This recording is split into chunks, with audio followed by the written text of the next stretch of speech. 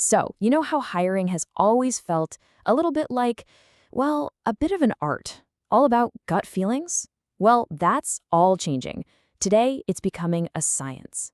We're going to dive into this new playbook where data, analytics, and yep, AI are the real star players in building incredible teams. Let's get into how the game has been completely turned on its head. This has been the big question for decades, right? Was a fantastic hire just the result of a recruiter's amazing intuition, that special gut feeling about someone? Or could it be something you can actually break down, measure, and even predict? Well, that whole debate is starting to settle, and the answer, more and more, is being found in data.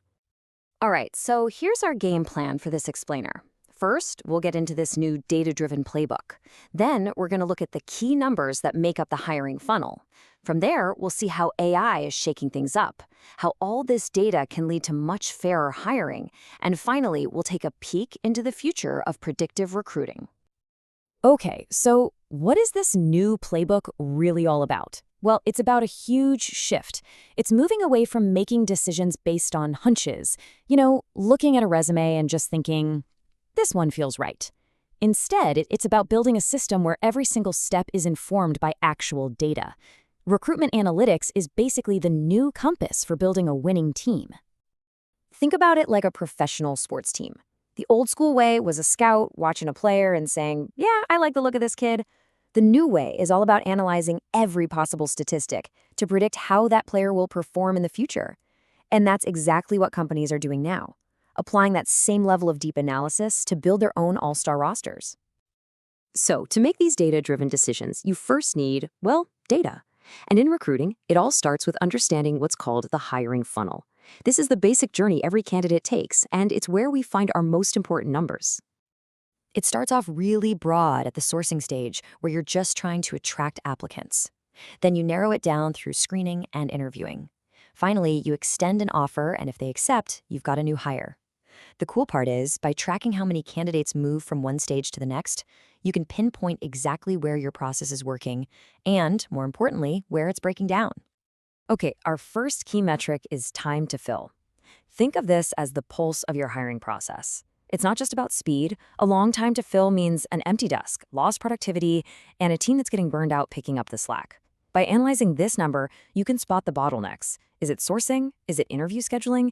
And you can make the whole process way more efficient. Next up, cost per hire.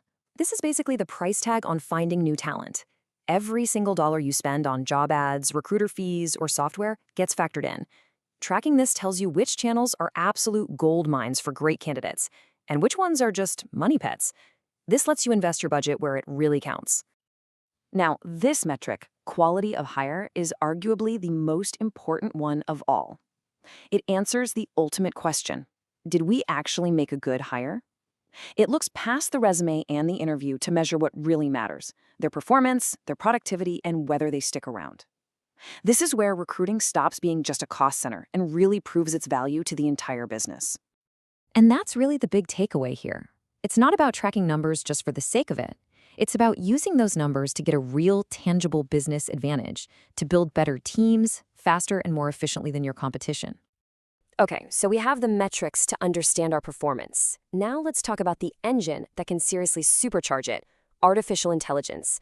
AI is what takes all these analytics and actually puts them into action.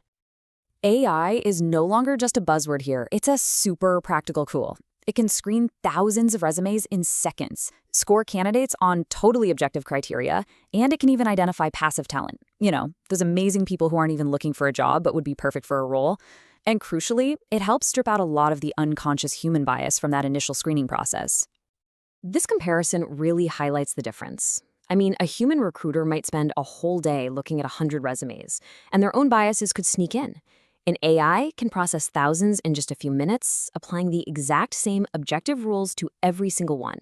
The jump in scale and consistency is just enormous. So is AI replacing the recruiter? Not really. It's automating the boring, high-volume tasks.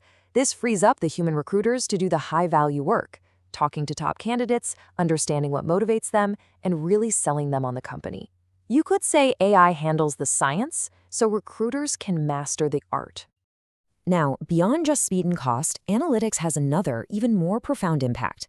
It can be one of the most powerful tools we have for building more diverse, equitable, and inclusive workplaces.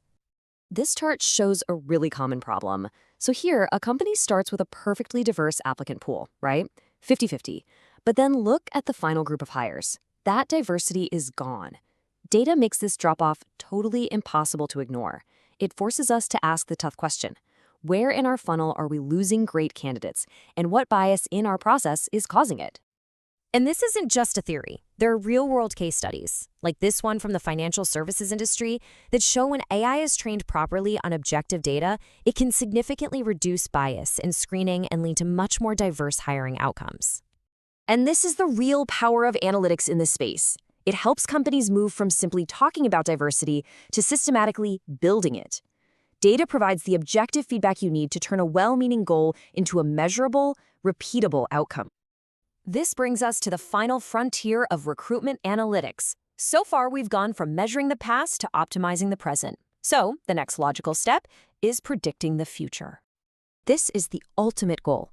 Imagine analyzing all the data from your current top-performing salespeople, their skills, their experiences, their career paths, and then building a model that can screen new applicants for those exact same success factors. It's about identifying the patterns of what makes someone great, and then finding more people who fit that pattern.